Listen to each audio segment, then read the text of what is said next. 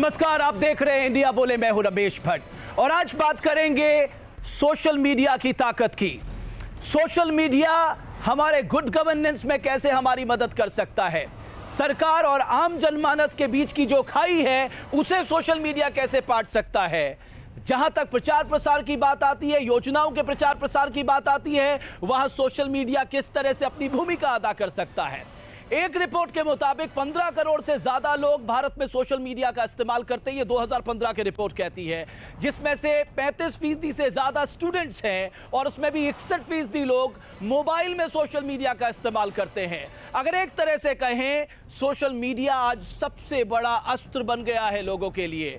लेकिन सवाल वही है, अगर इसका इस्तेमाल सही ढंग से प्रशासनिक तौर पर लोकहित के लिए किया जाए तो यह वरदान है, और अगर गलत इस्तेमाल इसका हो जाए, क्योंकि 90% ये रिपोर्ट कहती है 90% आतंकी संगठन भी अपने प्रचार प्रसार के लिए, जिसमें आईएसआईएस सबसे ऊपर है, सोशल मीडिया का इस्तेमाल करते हैं। यानी ये वरदान भी है और अगर हम इसका गलत इस्तेमाल करेंगे अभिशाप भी। लेकिन कुछ नेताओं ने भारतीय लोकतंत्र में अपनी इमेज मेकिंग के लिए सोशल मीडिया का इस्तेमाल किया और वो जनता के बहुत खास और चहेते हो गए। लेकिन ये सब कुछ कैसे हुआ, आइए सबसे पहले इस रिपोर्ट पे नजर डालते हैं।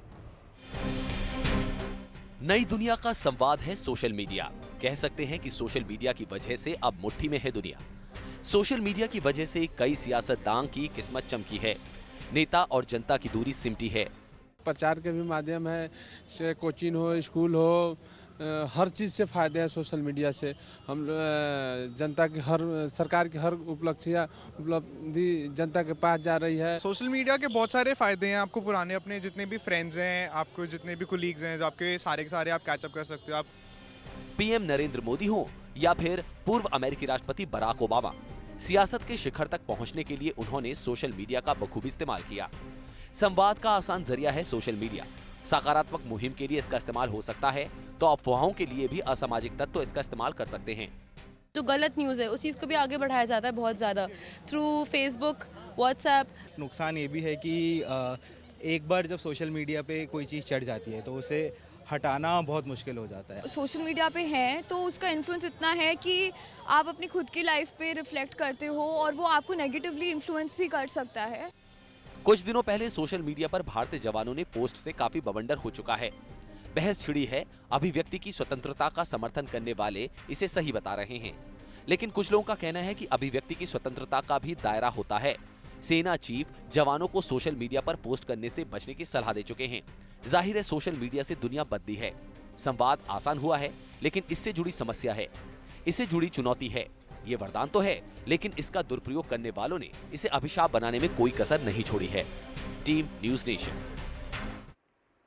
तो सोशल मीडिया आज किस तरह से आम जनमानस को प्रभावित कर रहा है, इसी पे चर्चा करने के लिए मेरे साथ बहुत ही खास मेहमान। मेरे साथ भारतीय जनता पार्टी से साइना एनसी, मेरे साथ कांग्रेस पार्टी से आप सोशल मीडिया हेड है गौरव पांधी, मेरे साथ जानी मानी ऑथर और सीनियर जर्नलिस्ट वर्तिका नंदा, मेरे साथ सुप्रीम कोर्ट के एडवोकेट आदित्य शंकर प्रसाद, असीम त्रिवेदी, आपको कौन नहीं जानता, एक वेल नोन कार्टूनिस्ट हैं और आप सोशल मीडिया के प्रभाव को बेहतर समझते हैं, और मेरे साथ जतिन जैन हैं, आप साइबर एनालिस्ट हैं। आप सबका बहुत बहुत स्वागत है।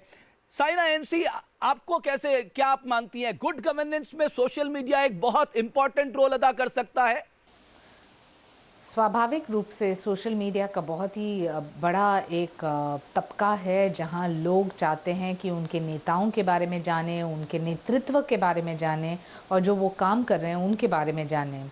अभी सिर्फ एक आइडिया देने के लिए, जो आज विश्व में सबसे बड़े लोकप्रिय कोई नेता है सोशल मीडिया पे, तो वो था बराक ओबामा। लेकिन जैसे कि उनका टर्म ख़त्म हुआ है तो हमें गर्व से ये कहना है कि आज जो विश्व में सबसे पहले पॉपुलर लोकप्रिय कैंडिडेट कोई है तो वो है नरेंद्र मोदी जी। साइना जी, मैं आपकी बात मानता हूं कि वो सबसे लोकप्रिय हैं। जब हम ट्विटर की बात करते हैं, प्रधानमंत्री नरेंद्र मोदी सबसे लोकप्रिय नेता है, लेकिन जब प्रधानमंत्री से यही सवाल पूछा गया कि आप सोशल मीडिया को किस तरह से देखते हैं, तो उन्होंने कहा कि साहब पहले हमें यह मालूम नहीं चलता था कि अगर हमसे कोई गलती हुई है हम उसे सुधार कैसे करें, और जब तक कि पता चलता था 5 साल बीत जाते थे। आज सोशल मीडिया इस तरह से हमारे सामने आया है, अगर मान लीजिए हम कोई गलत डिसीजन ले रहे हैं और हमें समय रहते वो पता लग जाता है तो हम तुरंत उसको ठीक कर सकते हैं। तो क्या आप मानती हैं कि सरकार चलाने के लिए सरकार में बैठे लोग भी एक आम जनमानस की परेशानी क्या है वो बेहतर समझ सकते हैं? जिस नीति को लागू किया, क्यों किया, कौन अफवाहें फैला रहे हैं, तो हकीकत में सत्य क्या है, तो ये प्लेटफॉर्म बनता है कि सरकार, नेता अपनी भूमिका स्पष्ट कर सकें और फिर जनता तय कर सकें कि ये सही है या गलत। और जो गलत है, जो उनकी परिप्रेक्ष्य में जो सुझाव वो देना चाहते हैं, क्या है ये सुझाव, वो भी आ जाते हैं। गौरव पांधी, ये बात पर्सनल लोकप्रियता से ज्यादा ये होती है कि मान लीजिए एज ए पॉलिटिकल पार्टी आप सोशल मीडिया में किस तरह से कनेक्ट कर पा रहे हैं? आपको लगता है ज्यादा आसानी से आप अपने लोगों तक अपने मैसेज पहुंचा पा रहे हैं? ये ज्यादा आसान है कम से कम अगर हम राहुल गांधी की बात करें? जी बिल्कुल, जहाँ तक कि पॉलिटिकल पार्टीज़ का सवाल है, क्योंकि जिस तरह से आपने ही बोला शुरुआत में कि सोशल मीडिया पर आज की डेट में 2015 की रिपोर्ट है कि 15 करोड़ तक लोग हैं, तो किसी भी पॉलिटिशियन के लिए, किसी भी नेता के लिए या सोशल एक्टिविस्ट्स के लिए, किसी के लिए भी अपनी बात जनता तक पहुंचाना ये सोशल मीडिया के जरिए बहुत आसान हुआ है। वर्तिका, आज तक हम बात करते थे साहब गुड गवर्नेंस की, लेकिन आपको लगता है कि सोशल मीडिया प्लेटफॉर्म से गुड गवर्नेंस को कैसे वाकई इंप्लीमेंट किया जाए, उसमें हमें बड़ी मदद मिल रही है? सोशल मीडिया गति लाया है, इसमें कोई शक नहीं है, लेकिन सोशल मीडिया ने काफ़ी हद तक गलतफहमी के एक संसार को भी गढ़ा है। कई बार सोशल मीडिया एक लॉलीपॉप देने का भी काम करता है। कई बार गलतफहमियां भी हो जाती हैं पॉलिटिकल पार्टीज़ को, लीडर्स को, कि वो शायद वाकई इतने पॉपुलर हैं जितना कि जनता उन्हें पोर्ट्रे कर रही है। क्योंकि हमें ये नहीं भूलना चाहिए कि हर पॉलिटिकल पार्टी के पास अब अपने अपने PR मैनेजर्स हैं और वो अपनी पूरी शक्ति के साथ ये प्रयास करते हैं कि उनका नेता ही सुपर नेता दिखाई दे। तो यहाँ थोड़ा सा बचने की ज़रूरत है। मैं आपको एक छोटा सा एग्जाम्पल दूँ। हम देखते थे कि इंदिरा आवास योजना के तहत घर दिए जाते थे, हम हमेशा सुनते थे साहब उसमें करप्शन होता है। लेकिन जब एक व्यक्ति ने लिखा कि साहब एक सोशल मीडिया में एक उसने मैसेज भेजा फेसबुक में कि साहब मुझसे पैसों की मांग की गई और तब कहा कि आपको आवंटित करेंगे आवास, और जैसे ही वो मामला है उसमें तुरंत एक्शन हुआ। आपको लगता है एक आम व्यक्ति भी आज अपने आप को एम्पावर्ड समझता है जब वो सोशल मीडिया प्लेटफॉर्म से जुड़ा हो? इसको सही परिप्रेक्ष्य में देखना बहुत ज़रूरी है रमेश जी। ये जो ट्रांसफॉर्मेशन आया है पिछले 10-15 सालों में हमारे पब्लिक और सोशल लाइफ में, ये काफ़ी डायनेमिक है। क्योंकि पहले जिस प्रकार के मॉन्यूमेंटल स्कैम होते थे या जिस प्रकार की पॉलिटिकल करप्शन होती थी या ब्यूरोक्रेटिक करप्शन होता था, उस पर बट फॉर कुछ न्यूज़पेपर के हेडलाइंस के अलावा कुछ और उस पर कार्रवाई होती नहीं थी। बिल्कुल। और पब्लिक विजिबिलिटी नहीं थी। तो पब्लिक विजिबिलिटी सोशल मीडिया के आने के बाद जिस प्रकार से एक्सपैंड हुई है और बढ़ी है, और जो उससे एक आम साधारण जीवन को, एक जन मानस्य को अपने नेताओं के प्रति एक अकाउंटेबिलिटी, एक सेंस ऑफ जस्टिस जो बनना शुरू हुआ है, उसमें मेरे हिसाब से सोशल मीडिया का बहुत बड़ा रोल है। ओके, असीम, आप मानते हैं क्या पॉलिटिकल सिस्टम अकाउंटेबल हुआ है सोशल मीडिया के आने के बाद, ज़्यादा अकाउंटेबल हुआ है? देखिए, दोनों तरफ से बातें हुई हैं। सिर्फ एक तरफ तो बात अच्छी है कि जैसे कि मोदी साहब ने कहा कि उनको प्रतिक्रिया मिल जाती है, पता लग जाता है कहाँ गलती कर रहे हैं, कैसे उसको सुधार सकते हैं। लेकिन दूसरी बात है कि पूरी दुनिया में, चाइना में, यूक्रेन में, रसिया में, इजराइल में, ये देश थोड़ा आगे हैं जहाँ पे सरकार के अपने कर्मचारी हैं जो कि जगह जगह फैले हुए हैं, जिनका काम है सरकार की तारीफ करना और आलोचना करने वालों को घेरना और उनके खिलाफ खड़े होना। तो बड़े तौर पे देखें तो भीड़ का सिद्धांत यहाँ भी काम करता है। जैसे एक नेता को चुनाव लड़ना होता है आपके इलाके में सभासद का, तो आप उसके जुलूस में नहीं जाएंगे। विधायक का चुनाव लड़ना होता है तो कौन जाएगा? जो बेकार लोग हैं, जिनको वो आराम से लंच पैकेट के बल पे रैली में भीड़ बुला सकता है। तो कहीं ये जो भीड़ हमें सोशल मीडिया पे दिखाई दे रही होती है, अभी बहुत सारे नंबर्स की बात हो रही थी, इतने मिलियन उतने मिलियन, तो क्या इन बहुत सारे मिलियंस में ऐसे खरीदे हुए लोग तो नहीं है? या फिर कम से कम जो इनमें ज़्यादा सक्रिय लोग हैं, जो आपकी वॉल पे चले आ रहे हैं आपको गाली देने के लिए। ओके जतिन, आपको लगता है कि हम एक भूमिका की बात कर रहे हैं, लेकिन एक भूमिका की भी ये जो मैं पहले भी कह रहा था कि किसी भी चीज का सही इस्तेमाल, आप अगर मान लीजिए ये सबसे बड़ा अस्त्र आज बन गया, तो उसका ठीक इस्तेमाल आप सही जगह पे कहां से कर रहे हैं, इस पे सबसे ज्यादा ध्यान देने की जरूरत है। देखिए, ऐसा है कि इस्तेमाल दो लोग आजकल सोशल मीडिया का ज़्यादा कर रहे हैं। एक तो आम जनता है और दूसरे नेता हैं। और नेताओं का ये है कि उनके लिए सोशल मीडिया एक तो प्रचार का सबसे सस्ता और बहुत बेहतरीन माध्यम है। तो पॉलिटिकल इलेक्शंस के आप टाइम में अगर आप देखेंगे तो 70% कंटेंट जो सोशल मीडिया पे है वो पॉलिटिकल कंटेंट है, कैंपेनिंग एड्स वगैरह। पर जो ये पीस टाइम है एक तरह से, जो मतलब बीच के जो 5 साल हैं, social media is one of the best feedback loop for available for any government. आज अगर आप सुषमा स्वराज जी को आप ट्वीट कीजिए SOS के साथ, आपको 5 मिनट के अंदर आपका पासपोर्ट और वीजा मिल रहा है। हम पहले सपने में सोच नहीं सकते थे क्योंकि मिनिस्टर इतना जनता के प्रति संवेदनशील होगा। सुरेश प्रभु का मैंने खुद एक ट्वीट किया कि सामने हमारे फैमिली जा रही थी कि उनके बच्चे के पास पीने के लिए वो जो स्पेशल दूध आता है वो अवेलेबल नहीं था। उन्होंने ट्वीट किया, 10 मिनट बाद जो अगला स्टेशन आया उस पर एक बंदा वो दूध लेके अवेलेबल था। तो ये एक ट्रांसफॉर्मेटिव चेंज है। मगर इसके साथ साथ ट्विटर के सहारे सरकार चल रही है। सरकार नहीं, ये फीडबैक लूप है। अब आप ट्विटर पे किसी से कुछ मांग सके और वो एक छोटा सा काम हो जाए तो सरकार उसके सहारे नहीं चल रही है। हाँ, सिस्टम की अकाउंटेबिलिटी और ट्रांसपेरेंसी उसके सहारे जरूर चल रही है। दूसरा, इसका एक बेजा गलत इस्तेमाल भी है दोनों तरफ से।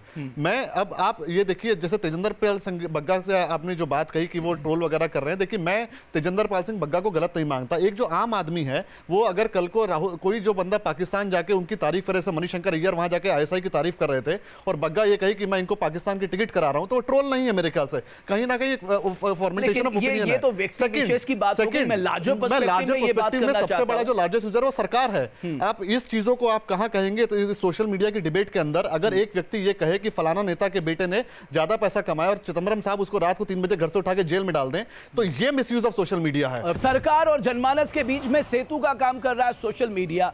साइना NC जी, अगर हम पॉपुलैरिटी से इधर हटकर, आपको लगता है आपकी सरकार में दरअसल सोशल मीडिया की ताकत को पहचाना है और कुछ हद तक, जैसे कि अभी एग्जाम्पल आए, चाहे वो सुरेश प्रभु के आए, चाहे वो सुषमा स्वराज के आए, ये सच बात है कि उन्होंने ट्विटर के माध्यम से ही कई 100 लोगों की परेशानियां सुलझाई।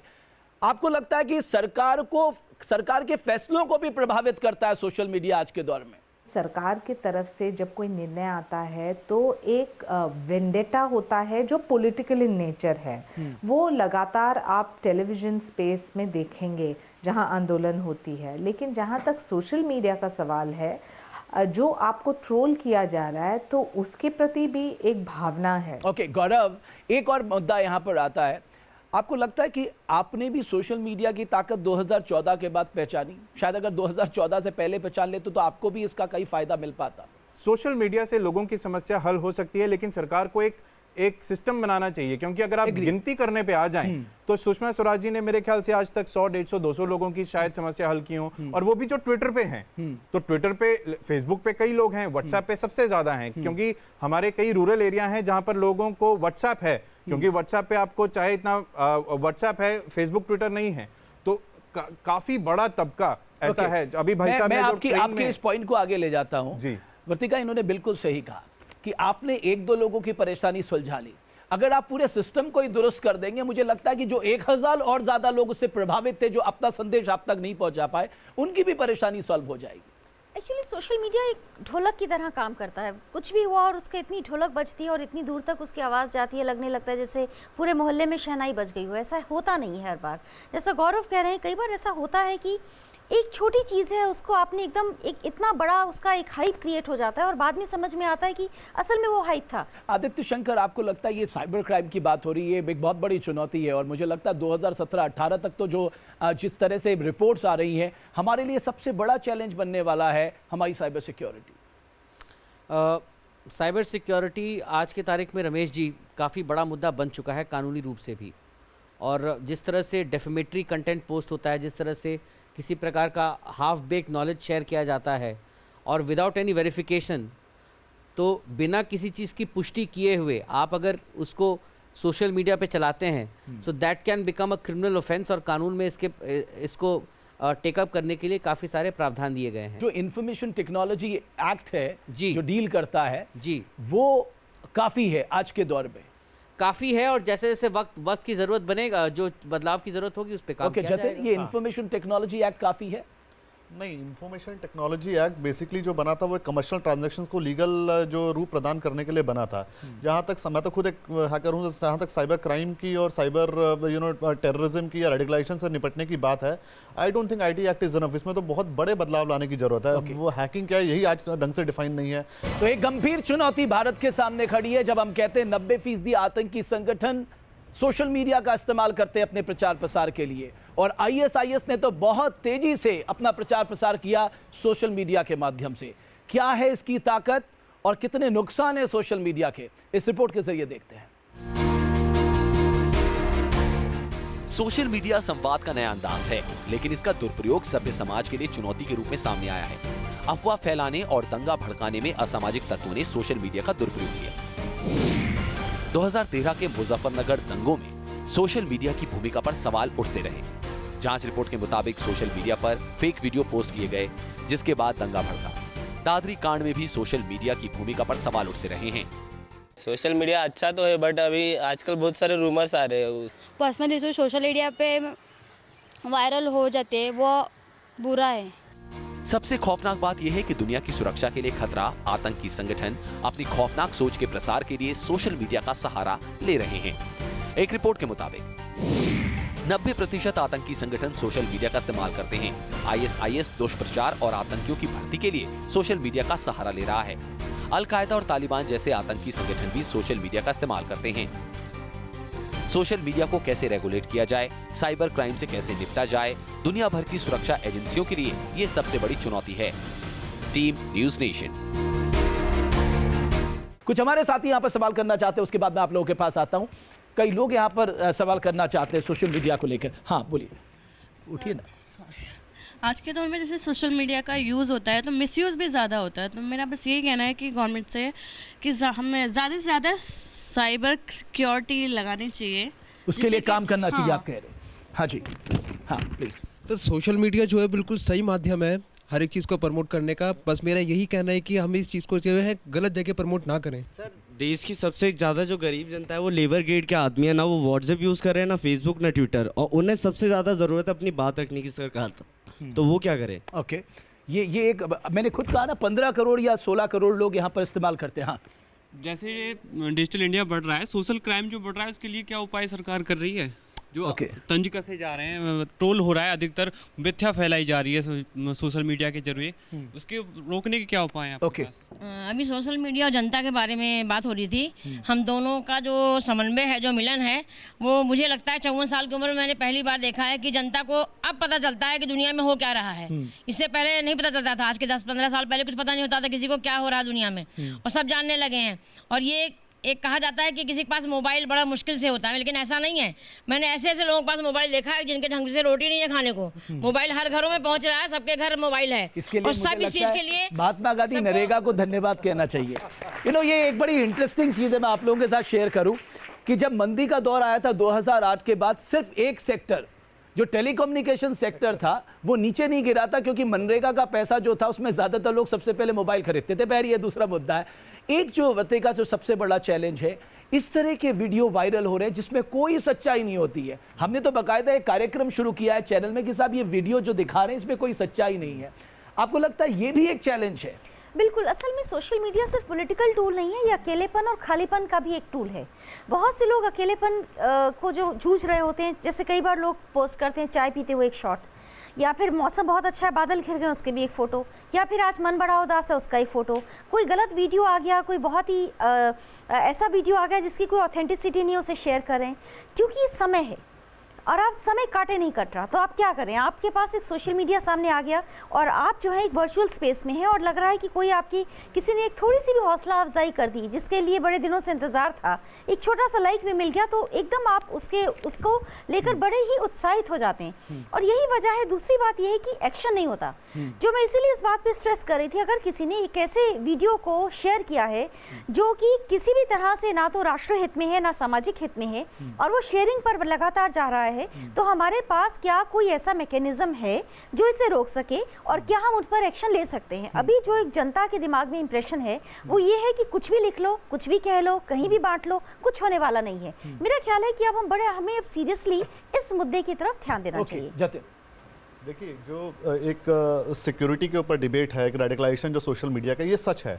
ISIS का अगर आपने देखा हो 2 साल पहले शमी वर्सेस का जो सबसे बड़ा पॉपुलर अकाउंट था, उसके मतलब लाखों फॉलोवर थे, वो जब इन्वेस्टिगेशन हुई और वहाँ MI5 की रिपोर्ट है तो पता चला वो बैंगलोर से चल रहा था। एक व्यक्ति को वहाँ पर अरेस्ट भी किया गया, और जो व्यक्ति था वो, अब आप कहेंगे वो बहुत पढ़ा लिखा मुसलमान, एकदम जो सॉफ्टवेयर की नौकरी है, तो और वो रेडिकलाइज हो गया। तो आपको ये समझना चाहिए कि जो 90% आज ये सच है कि जो ISIS की रिक्रूटमेंट है, जो इंटरनेशनल रिक्रूटमेंट है, वो कोई मैन टू मैन रिक्रूटमेंट नहीं है। वो सोशल मीडिया में प्रोपोगंडा का इस्तेमाल कर ब्रेन वॉश करके उसके थ्रू रिक्रूटमेंट, उसमें सोशल मीडिया का बहुत बड़ा रोल है। और इसको जो कंट्रोल करने की जिम्मेदारी है वो सरकार के साथ साथ बहुत बड़ी जिम्मेदारी ये सोशल मीडिया कंपनी जो ट्विटर है, फेसबुक है, इनकी है। और आपको जान के आश्चर्य होगा इन कंपनीज की अप्रोच टेररिज्म के और सिक्योरिटी के मामले में बहुत ही ज्यादा सेलेक्टिव रही है। आज आप फेसबुक का उदाहरण ले, 1 लाख अकाउंट ISIS को कंट्रोल करने के लिए, रेडिकलाइज करने के लिए उनको बैन किया गया। मगर आपको ये जान के शर्मिंदगी होगी और हमारी सरकार के ऊपर ये बहुत बड़ा सवाल है कि यही फेसबुक जिसकी 7 करोड़ यूजर आज हिंदुस्तान के अंदर है, सेकंड लार्जेस्ट पॉपुलेशन हिंदुस्तान के अंदर है, हमारी सरकार इनको फोर्स नहीं कर पाई है कि हाफिज सईद और LET के सोशल मीडिया अकाउंट को ब्लॉक किया जाए। आज सुषमा स्वराज कहती है अगर अमेजॉन ने गांधी जी की फोटो वाला ये कारपेट अगर ये मैट अगर बेचा तो तुम्हें वीजा नहीं देंगे। मुझे लगता है अगला कदम उठा के फेसबुक को भी बोलना चाहिए कि अगर हफीज सईद और LET जैसे लोगों को, जैसे मोहम्मद को अगर फेसबुक पे चलाना है तो यहां से आप अपना बोरिया बिस्तर पैक कीजिए। बिल्कुल। आदित्य शंकर प्रसाद, एक आपको लगता है कि रेगुलेशन की जरूरत है? हम सेल्फ रेगुलेशन की बात करते हैं, लेकिन दुनिया में सेल्फ रेगुलेशन कोई नहीं हो सकता। हम अपने पे नहीं कर सकते, हम एक सिस्टम पे कैसे करेंगे? यहां आपको लगता है रेगुलेशन सरकार की ओर से होना चाहिए या फिर सेल्फ रेगुलेशन पे चर्चा होनी चाहिए? देखिए, बहुत ही ट्रिकी टॉपिक है रमेश जी। हमारा जो संवैधानिक स्ट्रक्चर है उसमें freedom of speech and expression की बात कही गई है और इसमें सुप्रीम कोर्ट के काफ़ी सारे जजमेंट भी हैं। अभी लेटेस्ट जैसा मैंने आपको बताया कि श्रेया सिंघल का जजमेंट है। लेकिन सेल्फ रेगुलेशन का मतलब क्या है? सबसे पहले ये पैमाना हम लोग को डिफाइन करना चाहिए। What is self regulation? लेकिन हम आपसे कहेंगे आप हमारी freedom of expression and speech पे ये हमला है सीधे सीधे। यही तो लड़ाई है पूरे सिस्टम। इसमें एक बहुत बड़ा फैक्ट है। मैं खुद मैं फ्री स्पीच का बहुत बड़ा समर्थक हूं, पर मैं कहता हूं कि रेगुलेशन होना चाहिए सिर्फ 2 पैमानों के ऊपर। अगर कोई पोस्ट या स्पीच या किसी तरह का वीडियो आपकी नेशनल यूनिटी और इंटीग्रिटी को क्वेश्चन करता है या फिर रिलीजियस हेट्रेड। देखिए, आर्टिकल 19(2) जो है हमारे संविधान में, जो freedom of speech and expression पे रीजनेबल रिस्ट्रिक्शन लगाता है, उस रीजनेबल रिस्ट्रिक्शन के दायरे को थोड़ा सा एक्सपैंड कर देना चाहिए कि any kind of anti India social media language के लिए आपको दैट शुड बी बार्ड। देखिए, मैं आपको बताना चाहूंगा जो हमारी लिबरल सोच है उसके तहत कि सोशल मीडिया पे हर व्यक्ति को अपनी बात रखने का हक है। अब जहां तक इन्होंने सर ने बोला कि जहां पर अपने देश की सिक्योरिटी की बात आती है, आतंकी हैं, उनका बिल्कुल बंद होना चाहिए। बट उसी तरह से अगर आपने नोटिस किया हो, यहाँ पर जितने लोग बैठे हैं जिन्होंने सवाल पूछे, सबको अपनी सिक्योरिटी की चिंता है। बिकॉज आज की डेट में क्या होता है सोशल मीडिया पे, आपने डिसाइड कर लिया कि हमारी नेशनलिज्म या नेशनैलिटी के ऊपर सवाल क्या उठ रहा है। आप बोलते हो डिमोनेटाइजेशन जैसे है, एग्जांपल ले रहा हूं मैं, डिमोनेटाइजेशन है वो नेशनल इंटरेस्ट पे है, तो उसके खिलाफ जो बोल रहा है वो एंटी नेशनल है। और ये फैक्ट है, ये चीज लोगों को बोली हो सकता कम से कम। मैं बताता हूं, देखिए, ट्रोलिंग एक होता है कि मैंने एक अपना विचार रखा और मेरे विचार से आप सहमत हैं, आपने अपनी बात बोली, वो बात हो गई, वो आपको हक है। आप 100,000 लोग उसको विरोध कर सकते हैं। फिर दूसरी बात होती है ट्रोलिंग की। अब ट्रोलिंग ये होता है कि बात कुछ हो रही है, आप उसको कुछ और ही कर रहे हैं, बुलिंग जिसको बोलते हैं। तीसरी चीज होती है जहां पर बहुत गंदे तरीके से ऑर्गेनाइज एक अटैक किया जाता है, जो सरकार के विरोध में बोलता है उस पर अटैक किया जाता है, चाहे वो छोटी सी ट्रेन की समस्या ही क्यों ना हो। कुछ समस्याएं हल भी होती हैं, लेकिन अगर मेरी नई समस्या हल हुई और मैं फिर भी आवाज उठा रहा हूं तो मेरे को वो एक अटैक किया जाता है, और वो पूरा ग्रुप में। और इसकी सबसे ज्यादा जो विक्टिम्स हैं, इसके सबसे ज्यादा सोशल मीडिया पे वो महिलाएं हैं। आसिम त्रिवेदी की गिरफ्तारी। ओके, एक मिनट, अगर इनका ले लूं। हाँ, आप कुछ कह रही थी, बताइए। मैं कह रहे जब इस देश में एक मंत्री जी हमारे मोदी साहब इतने महान होके भी उनको नचाया जा रहा है, क्या नाम है इनका, केजरीवाल जी को डांस कराया जा रहा है ड्रेस पहना कर, हर हीरो के रूप में सब जनता डांस कर रही है। जो जिस तरह के वीडियोस आ रहे हैं, हाँ जी, बिल्कुल बहुत गलत हैं, और उसमें महिलाएं कहीं शामिल नहीं है, हर जगह पुरुष हैं। नहीं, मैं वही कह रहा हूँ, लेकिन इसमें सबसे ज्यादा अगर आप अपनी आवाज उठाते हैं, कोई भी इशू हो, उसमें महिलाएं, क्योंकि बस एक सामाजिक वो है कि महिला के पीछे पड़ जाते हैं। और ये यहाँ पे मैं चेंज करना चाहूंगा, इनके कार्टून्स से हम लोग सबसे पहले इनको जानते थे, ये नहीं कि इनकी गिरफ्तारी हुई उसके बाद। नहीं, आप मनोयोगी हैं। मैं एक सवाल पूछ रहा हूँ, आप एक नई पीढ़ी के व्यक्ति हैं, आपने कहा मैं कांग्रेस से पहले भी सोशल मीडिया का इस्तेमाल करता रहा हूँ। क्या आज आप मानेंगे अगर एक व्यक्ति ने ट्वीट किया कि चिदंबरम साहब को भ्रष्ट कहा, उसको रात को घर से उठा के गिरफ्तार कर दिया, आज आप इसके लिए माफी मांगोगे? क्या सही था? नहीं, अब ये नहीं, आप सोशल मीडिया का हेट करते हैं, आप खुद एक यूजर हैं, यहाँ पर एक ट्वीट के ऊपर किसी की गिरफ्तारी, सरकार क्या का ये सही था कि गलत? नहीं, मैं आपको बता रहा हूँ, सरकार का एक सेकंड, सरकार का नोटिफिकेशन है गवर्नमेंट एम्प्लॉइज को। जो हमारे वित्त मंत्री हैं अरुण जेटली जी, उन्होंने भी बोला है। आप अपना बताइए ना, लेकिन वो आप सरकारी नौकरी में हैं, सरकार के विरोध में लिखिए, आपका ट्रांसफर हो जाता है, आप सस्पेंड हो जाते हैं। मतलब ये क्या चीज हुआ? इस बातचीत के आधार पर मुझे लगता है कि एक सरकार को लगता है कि उस सरकार ने जो गिरफ्तारियां की ठीक नहीं थी, और ये भी लगता है कि हो सकता है ये सरकार भी आगे गलत निर्णय ले।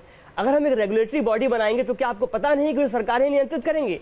तो उसका व्यवहार एक सरकार आने पर अलग तरह का होगा। उसके बाद इंडिपेंडेंट सेंसर बोर्ड भी है, पर किसको नहीं पता सेंसर बोर्ड का रवैया कैसे बदलता है सरकार बदलने के साथ में। प्रहलाद निरालानी ने 21 शब्दों की लिस्ट जारी की थी जिसमें गे और लेस्बियन भी था, जिसको आप सिनेमा में इस्तेमाल नहीं कर सकते। क्या गारंटी है कि रेगुलेटरी बॉडी बनाएंगे तो ये नहीं कहेंगे गे और लेस्बियन वर्ड आप सोशल मीडिया पर इस्तेमाल नहीं कर सकते? क्योंकि हर सरकार की एक डेफिनेशन है मॉरल्स की, जो कि दूसरी सरकार से अलग है। मुझे लगता है समस्या गंभीर है, लेकिन इस काम को सरकार पे छोड़ देना समस्या को और विकट बना देना। फिर मुझे रुकना है कुछ पलों के लिए। सबसे पहले जो लोग चर्चा कर रहे हैं कि क्या होना चाहिए क्या नहीं होना चाहिए सोशल मीडिया के ऊपर, मैं सिर्फ एक चीज़ कहना चाहती हूँ कि any anti national sentiment is unpardonable, और जो कार्रवाई करनी पड़े या फिर वो उनका अकाउंट ब्लॉक करना पड़े या फिर साइबर क्राइम लॉज को इस्तेमाल करना चाहिए, वो सरकार की भूमिका बनती है, होम डिपार्टमेंट तय कर सकती है। क्योंकि anti India sentiment and anti national sentiments बहुत ही गंभीर परिस्थिति से हमें देखना पड़ेगा हाल ही में और भविष्य में भी। तो सोशल मीडिया को रेगुलेट करना चाहिए, इस पे भी विचार लोगों के बटे हुए हैं। साइना, क्या सरकार इस ओर सोच रही है कि हमें यहाँ रेगुलेशन की ज़रूरत पड़ेगी? हाँ, बिल्कुल रेगुलेशन की आवश्यकता है हर एक सोसाइटी में, क्योंकि बहुत सारे लोग हैं जो दुरुपयोग करते हैं टेक्नोलॉजी का। आप देखेंगे कि हम सभी कहते हैं कि बच्चों को इन्फॉर्मेशन की आवश्यकता है, लेकिन वो इन्फॉर्मेशन के साथ साथ जो नेगेटिव्स आते हैं उसको कौन ध्यान देगा? सिर्फ परिवार की दृष्टि से वहाँ से शुरुआत होती है। बहुत बहुत शुक्रिया साइना अंसी हमसे जुड़ने के लिए। वर्तिका जी, आपका विचार। धन्यवाद। प्रेस काउंसिल ऑफ इंडिया को जब बनाया गया था तो उस समय हिंदुस्तान में प्राइवेट टेलीविज़न चैनल्स नहीं आए थे, मोनोपोली थी, दूरदर्शन था, और प्रेस न्यूज़पेपर्स मैगजीन्स अपने हिसाब से फ्लरिश कर रहे थे। उसके बाद जब हमने देखा लिबरलाइजेशन के बाद ज़रूरत हुई कि कहीं पर एक रेगुलेटरी बॉडी होनी चाहिए। पिछले कुछ सालों में, अभी जब ये एग्जाम्पल हो रहा था 2010 में अयोध्या के समय कैसे हुई कवरेज, सेल्फ रेगुलेटरी बॉडीज़ ने बहुत बड़ा रोल निभाया। वो इस तरह से कि इन बॉडीज़ ने आपस में डिसाइड किया कि जब ये होगा, जिस दिन वर्डिक्ट है, हम कौन से शॉट्स ना दिखाएं, किन शब्दों से हम रुकें। अब आप देखिए कि पिछले कुछ समय में, खास तौर से 4-5 सालों में, जो मीडिया ने अपने आप को रेगुलेट किया वो काफ़ी ज़्यादा इफेक्टिव रहा, बजाय इसके कि सरकार उसे रेगुलेट करती। जतिन, जब भी सेल्फ रेगुलेशन की बात होती है वहाँ बात बनती नहीं है, क्योंकि आप टेलीविज़न को सेल्फ रेगुलेट करने को कह सकते हैं, प्रेस को, लेकिन यहाँ तो एक बहुत बड़ा समुद्र है ऐसा। नहीं, देखिए इसमें यहाँ बिना नियम कानून बनाए आप किसी को रोक नहीं सकते। जो कन्वेंशनल मीडिया है, मेन स्ट्रीम मीडिया है, वहाँ सेल्फ रेगुलेशन चल भी सकता है। एक अगर आप पैमाना देखें, क्योंकि ये जो कंपनियां हैं, जो एनडीटीवी हो, आपका चैनल है, जो भी न्यूज़ कंपनियां हैं, ये सारी इंडिया बेस्ड लाइसेंस के साथ यहाँ पे काम कर रही हैं। फेसबुक वगैरह न तो आपके यहाँ लोकेटेड है, ना आपके नोन से आपसे कोई लाइसेंस लिया है। So they are not even in jurisdictional control unless and until they have an office. And उसके बाद भी बहुत सारे तौर तरीके हैं यहाँ से डेटा बाहर निकाल के डेटा की जुरिडिक्शन साइट करना, किसी फॉरेन गवर्नमेंट के साथ कनाइव करना। ओके आदित्य, देखिए, जैसा मैंने कहा कि सेल्फ रेगुलेशन बहुत ही एम्बिगुअस टर्म है। सेल्फ रेगुलेशन है क्या और इसका पैरामीटर क्या होगा, ये डिपेंड करता है पर्सन टू पर्सन। लेकिन जैसा मैंने पहले भी कहा कि आर्टिकल 19(2) जो हमारे संविधान में जो मूल्य, जो प्रावधान दिया गया है कि किस प्रकार की रीजनेबल स्पीच को रेगुलेट करना चाहिए, किस किस पैरामीटर पे, उसके अनुसार बेसिक कंटेंट को हम लोग को रेगुलेट करना चाहिए, वही उसका समाधान हो सकता है। असीम, आपको लगता है कि कंटेंट के लेवल पे ज़रूर ध्यान देने की ज़रूरत है? बहुत सारी ऐसी चीज़ें हैं जो नहीं आनी चाहिए सोशल मीडिया में, वो बहुत तेज़ी से उसका प्रचार प्रसार होता है। निश्चित तौर पे हम इसको रोकें, हम हिंसा को रोकें, हम किसी भी तरह के खिलाफ फैलने वाले मैसेजेस को रोकें, लेकिन ये भी ध्यान रखें कि रेगुलेटरी बॉडीज़ की डिमांड करना बहुत गलत होगा, क्योंकि ये अपने पैरों पर कुल्हाड़ी मारने ऐसा होगा। सोशल मीडिया का इस्तेमाल करके हर राज्य की पुलिस किसी भी सरकार के अंदर काफ़ी केसेस सॉल्व कर रही हैं, लेकिन जहां पर एनोनिमस अकाउंट होते हैं जो हमें पता ही नहीं है, अगर मैंने कुछ किसी के खिलाफ बोला, कुछ गलत बोला, केस दर्ज होगा तो मेरे खिलाफ कार्रवाई होगी। लेकिन हमें पता ही नहीं है ये कौन है व्यक्ति और कहां से काम कर रहा है, तो वहां पर एक काम करने की जरूरत है। जाहिर है अब सरकार को तय करना है, इसे रेगुलेट करने की जरूरत है, यह स्वनियंत्रण सबसे ऊपर रहना चाहिए। लेकिन आने वाले समय में यह तय है कि जैसे जैसे सोशल मीडिया का प्रचार प्रसार होगा, साइबर सिक्योरिटी भी भारत के लिए एक बहुत बड़ी चिंता का विषय होगी। जाहिर है सरकार उसकी तैयारी कर रही है। इंडिया बोले में आप सबका बहुत बहुत धन्यवाद इस शो को देखने के लिए।